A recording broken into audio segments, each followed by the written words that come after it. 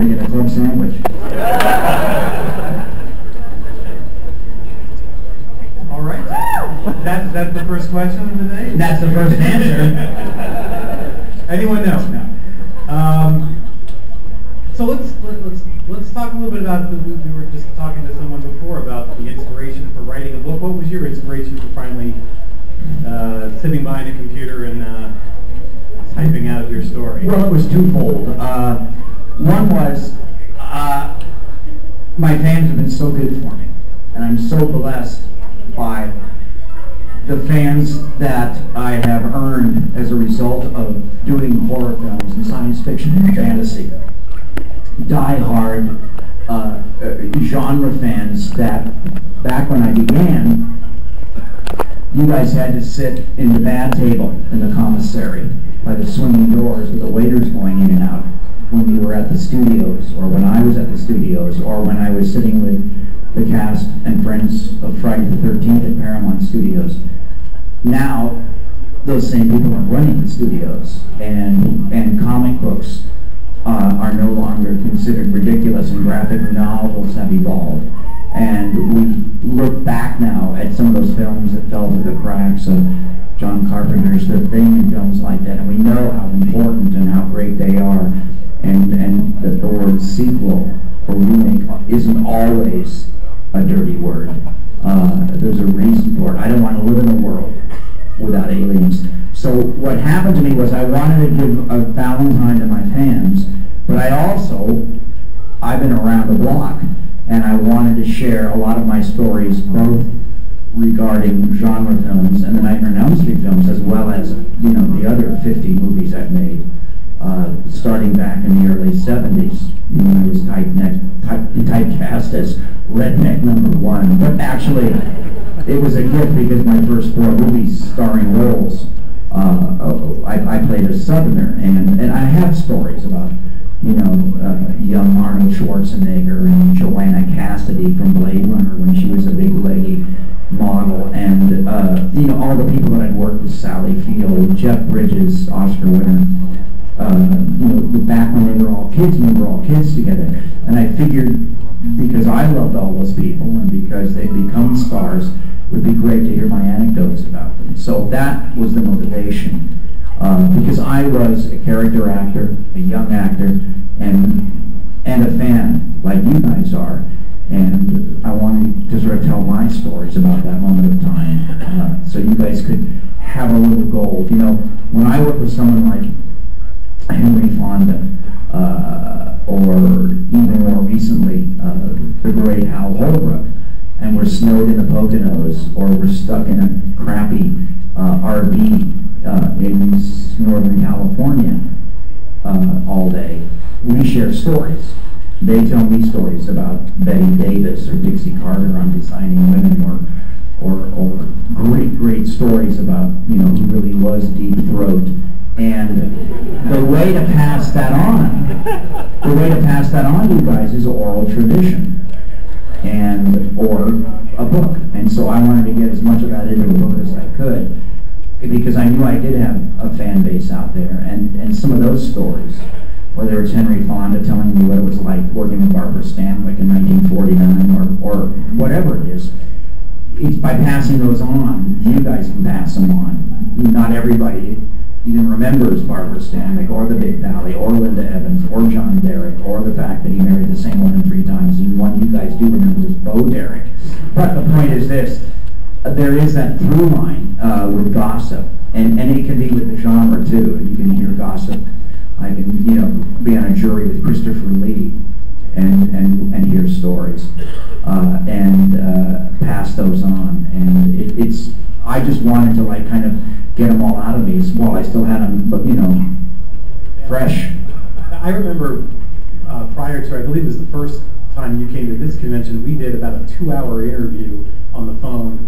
That it was fun kind of seeing some of those stories pop up in your book, but I literally almost got lost in the pre-Freddy stories and the stuff about working with Fonda and Schwarzenegger and all those. They were so much fun to hear, because I hadn't heard those stories, so it's kind of nice. Well, the difficulty is, I had help obviously on the book, but I spent a lot of 2009 working on that, and The thing is, you have to leave stuff out. They decide. You don't get to decide. The editor decides what to leave out. So there's a lot of stuff left out, which I try now to give in situations like this. So ask me anything. I remember you telling me in that interview about, I asked sort of what elements, personality-wise, clothing-wise, went into creating Freddy, and you had a real interesting list of yeah, you know, and now I realize that everybody clues onto it, but I had just seen the Nosferatu with Klaus Kinski and Isabella Gianni, and so that was definitely something that was working. And I also wanted to defend the Freddy fedora, the hat. There came a point when both Bob Shea and Wes Craven were thinking about changing it and not using it at all. And I had been flipping around. I must have been TNT probably, you guys. And I saw Jimmy Cagney movie, and I noticed a posture and that he had a fedora on, and the shadow on the wall and how strong it was, and he had that splayed. Jimmy's was a little man, and he had that kind of splayed posture. You do it, even that, you know. And so I knew I could use some of that as Freddy because I'm taller, and but he was very physical, and I wanted to use some of my physicality. So I borrowed from Jimmy Cagney gangster movies, and the silhouette and the hat, and Klaus Kinski with the bald head, Nosferatu, and the way he let his hand break, almost limp-wristed. But there was something like, it could strike, almost like a snake, a passive snake, with some part of the claw. You know, because also I was always asked to get the claw in the frame. You know, have you ever seen bad television? You know, no one holds a gun up here. Bang, bang, I'm gonna shoot you dead, Charlie Day-Jones. Oh, a gun is down here. A gun is, you just stick your gun out down here, and I'm gonna blow a hole in you, mother. And so, but on TV they go, can you hold the gun higher, Robert? This is when you're bad guy number 3. Robert, can you hold the gun higher? It's over my tits here. What do you think? Can you hold the gun higher? And then they go, bang, bang, police story, I'm going to shoot you, Wall Street Blues. So, I hate that. So, you know, that whole, I wanted to fight that a little bit, but I knew they wanted to get the claw in the shot. So my idea was that I could just wear it here, wear it a little bit, wear it a little piss elegant up in here, let it hang, and then get the goddamn claw in the shot. You know, without, and that got that from Klaus Kinski and his sort of arthritic vampire hand from Nosferatu, 84, I think 83, 82, when that movie was made. Great film, New Avengers. And so those were influences, big influences on Freddy. Well, we also talked about how at the time, a lot of the Scream monsters didn't talk. They were silent killers, and Freddy actually had to have this intense personality and this bigger-than-life personality. Yeah, but that's Wes Craven. That's the genius of Wes Craven. And I know there are people that love the Scream movies, and there's people that don't. But Wes, you know, has changed horror twice. In his career alone, he's changed horror twice, with Nightmare on Elm Street and with the Scream films. Because the Scream films, whether you're a huge fan or not of those, they really addressed you guys. They really said, we love you fans, we know you're smart, we know you're onto our shit, we're going to still rip the rug out from under you and scare you, or try to. You know, and we've got Teenage Girls in Jeopardy and Braziers. So, you know, this is something we all know about. We all know about this. And anyway, so Wes has done that twice, but Wes brought, along with Sam Raimi, the first sort of personality and humor to horror. And that's the thing for it's not me. You know, Wes gets a little pissed because later on he went too far. I mean, Nightmare on Elm Street 6, 3D, was like a Warner Brothers cartoon. We were trying to push the envelope. We wanted it to look like that. That was this idea. It didn't necessarily all work, but that was our idea. It was something we planned on, and we were trying to see how far we could go. Almost Freddy-like, not a graphic novel, but a cartoon. It didn't work, and we snapped back. I thought really well with Nightmare 7, Wes Craven's New Nightmare, which is my favorite of the series. Yeah. Really good. Yeah. before we toss it to the audience, one of the reasons you're here, I just want to plug the movie that's screening tonight. You're here. Scott here. And by the way, you guys, I've been around the block, and I can tell you again, people that you don't know are funny. Maybe you do Mark Hamill.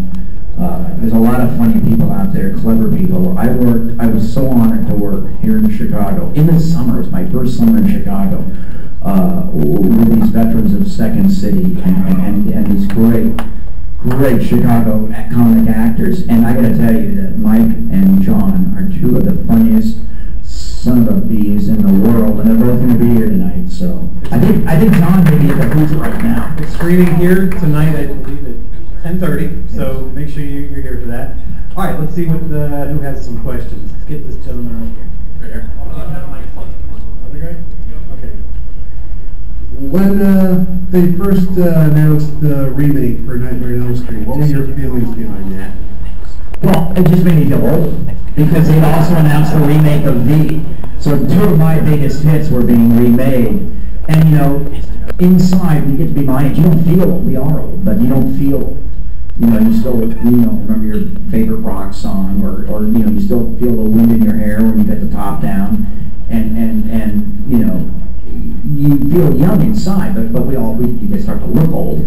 So I really felt old. Oh my God, because I kind of know the cycles of show business. I have nothing against remakes. One of the biggest paydays I ever had in my life was when I did Phantom of the Opera, a remake.